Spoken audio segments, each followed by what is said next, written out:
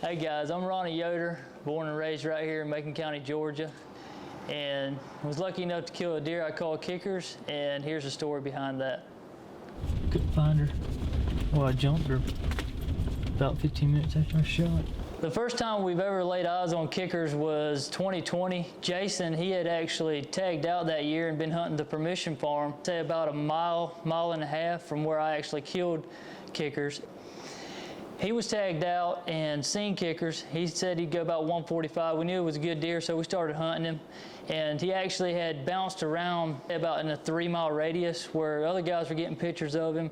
And ended out, he survived the 2020 season. 2021 rolled around, and on the little farm that I have there, it's about 60 acres.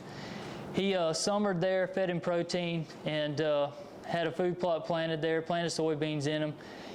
The farm that my dad had owned, which butts up to the place that I killed kickers on, the guy there, he planted soybeans as well. So he was back and forth between my place and that guy's area, and I didn't get a shot at him that early bow season. Went into October and he left. Ended out, that was 2021 season. I hadn't seen him again that year. I killed a good buck that year. Finished out the season, hadn't seen him, but January, he came back to the little 60-acre farm that we have where I killed him this year. He was back there eating corn again.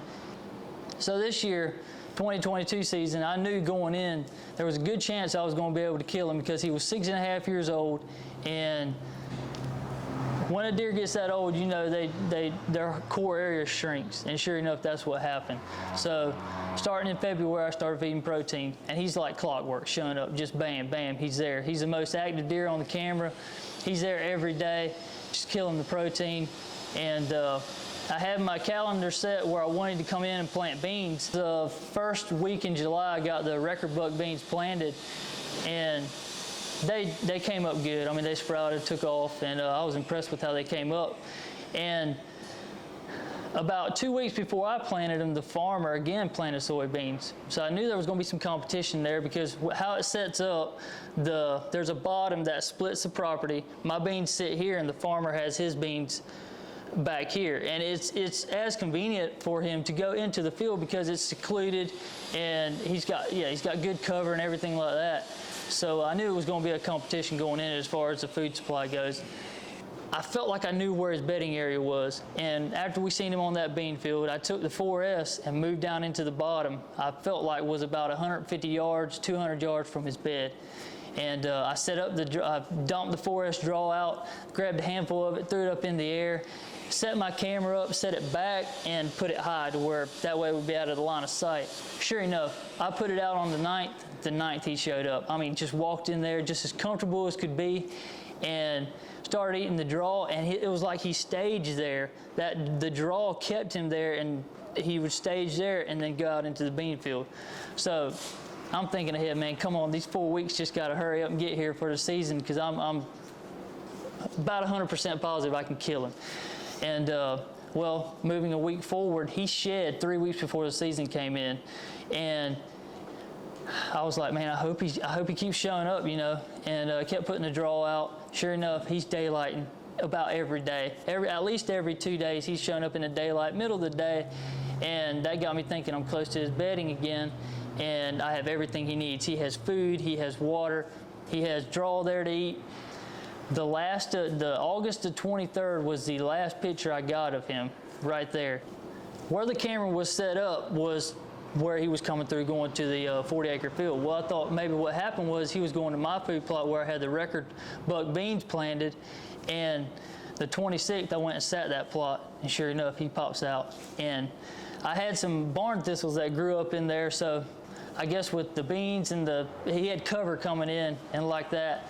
And well, moving ahead to the opening day of deer season, I hadn't got a picture of him. I didn't know if I was in the game. I knew I needed a northeast wind to go in and kill the deer. Sure enough, I got it on September the 15th. The night before, I talked to Jason, and he told me, he's like, look, just go in there. You know where he's bedding.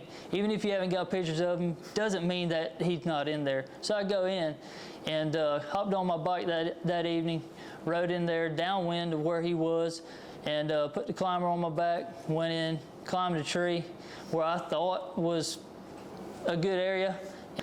Got set up. It was hot that day, 85 degrees. Sat there, didn't see a deer. The night moved on. It started getting close to dark. Shooting light ended at 8:13 that evening. And about 7:55, I stood up, turned around, and I had all my filming equipment set up. And I started taking my mic off because it was getting close to dark, and I'm like, I probably don't have camera light at this time. And right when I did, I heard footsteps coming, and he was coming right from where I thought he would be. I reached around, grabbed my bow, and he's coming. When I hear him, he's 20 yards and closing. And I had a good feeling that it was going to be kickers because he was one of the only deer in that area. And sure enough, he pops out at 10 yards, and I look down, and I go, oh, that's kickers. So instantly I go into kill mode. I swing the camera around. I see it's not enough light. I keep the camera rolling, and he's at 11 steps now, angling away from me. And I draw, and when I go to draw, I'm about 3/4 ways through drawing, and my knock comes off my arrow. And I stop it with my finger, let down, knocked it again, and I'm thinking this dude's gonna see me. And he keeps walking at about 14 steps, and got the arrow knocked, drew back again, and done the same thing. I'm thinking, man, I'm just not supposed to kill this deer. And I knocked the arrow again, and by that time he's getting out to about 20 yards. And he got about 23 yards and stopped. And I took my bow and put it up in the air and drew back, come down on him.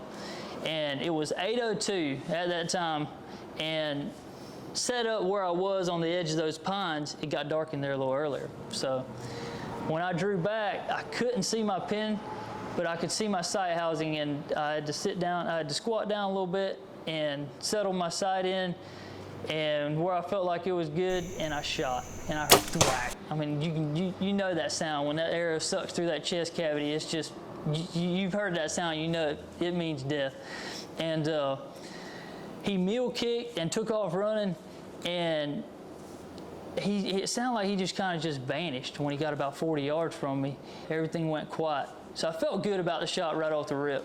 And I grabbed my cell phone, called Jason. I'm like, dude, I just killed kickers. And I was just super fired up. Jason was fired up. And so fast forward, I talked to Jason about it, and I had got down and looked at the arrow. It was covered in blood.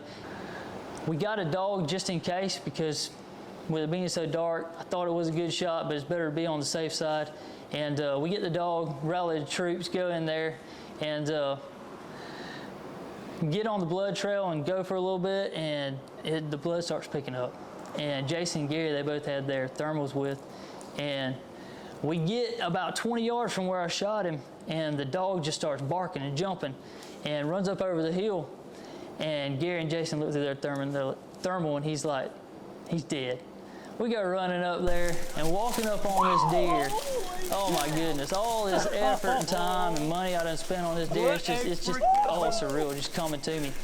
And walk up there, and the deer's bigger than we thought he was. And he ended out rough scoring around 161, official score pending.